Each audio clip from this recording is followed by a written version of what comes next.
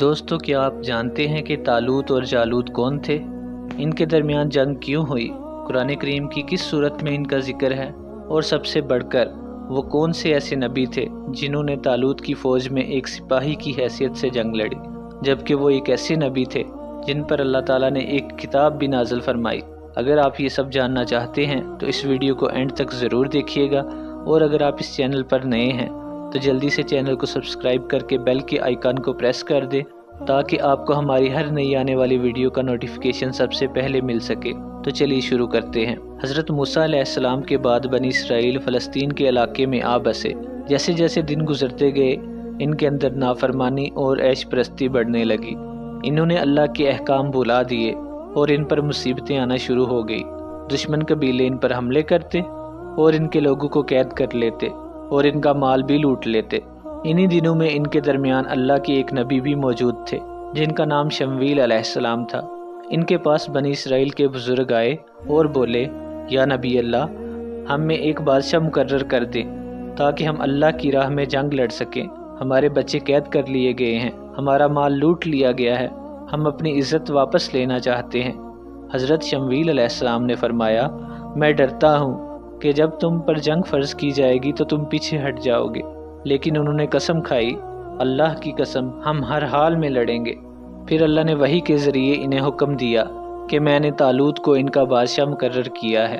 بنی اسرائیل کے لوگ حیران ہو گئے۔ انہوں نے کہا کہ طالوت کے پاس نہ تو مال ہے اور نہ ہی وہ کسی امیر خاندان سے ہے۔ حضرت شمویل علیہ السلام نے فرمایا، اللہ نے اسے تم پر فضیلت دی ہے اور اسے علم اور قوت دونوں عطا کیے گئے ہیں، اور اللہ اپنی حکومت جسے چاہتا ہے دیتا ہے۔ لوگوں نے کہا کہ کوئی نشانی بتائیں کہ طالوت سچ میں ہمارا بادشاہ ہے۔ حضرت شمویل علیہ السلام نے فرمایا، تمہارے پاس تابوت سکینہ آئے گا جس میں سکون اور اللہ کی رحمت ہے، جس میں حضرت موسیٰ علیہ السلام کا عصا مبارک ہے اور ان کا لباس ہے، جس میں تورات کا کچھ حصہ اور من و سلوہ بھی موجود ہے۔ فرشتوں نے وہ تابوت ان کے سامنے لا کر رکھ دیا۔ یہ اللہ کی نشانی تھا کہ طالوت حقیقتاً ان کا بادشاہ ہے۔ ان سب نے انہیں اپنا بادشاہ مان لیا۔ طالوت نے اپنی فوج جمع کی۔ جب ان کی فوج جالوت سے لڑنے کے لیے نکلی تو راستے میں ان کا امتحان لیا گیا۔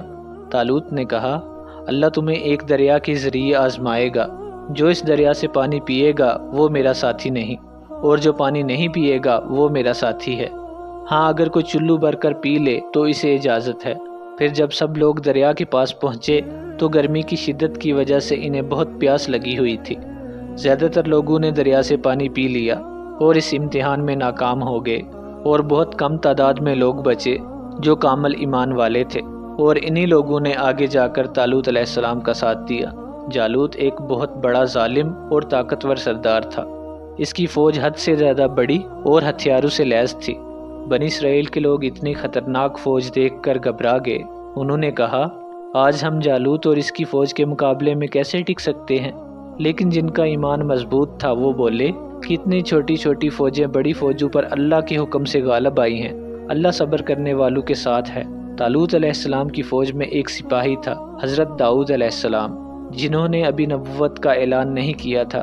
آپ بہت بہادر اور اللہ پر یقین رکھنے والے تھے۔ جالوت جب میدان میں آیا تو کسی میں اس کا مقابلہ کرنے کی ہمت نہیں تھی۔ تب حضرت داؤد علیہ السلام آگے بڑھے اور کہا، میں جالوت کا مقابلہ کروں گا۔ طالوت نے پہلے منع کر دیا تو داؤد علیہ السلام بولے، میں اپنی بیڑوں کو بیڑیے سے بچاتا ہوں اور اللہ نے مجھے ہر بار فتح دی۔ آج یہ کافر بھی اللہ کے حکم سے گر جائے گا۔ پھر داؤد علیہ السلام نے گولے میں پتھر ڈال کر چلایا، وہ سیدھا جا کر جالوت کے سر پر لگا اور وہ وہیں گر کر ہلاک ہو گیا۔ اس جنگ میں اللہ نے بنی اسرائیل کو فتح عطا فرمائی۔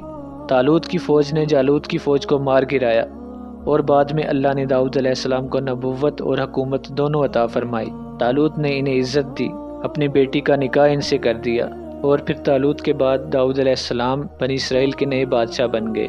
دوستو، اگر آپ کو یہ ویڈیو اچھی لگے تو اسے لائک کر کے دوسروں کے ساتھ شیئر ضرور کیجیے گا۔ اس سے ہماری حوصلہ افزائی ہوتی ہے اور آپ کے لیے اور اچھی ویڈیوز لے کر آنے کے لیے موٹیویشن ملتی ہے۔ آپ سب کا بہت بہت شکریہ۔ اللہ حافظ۔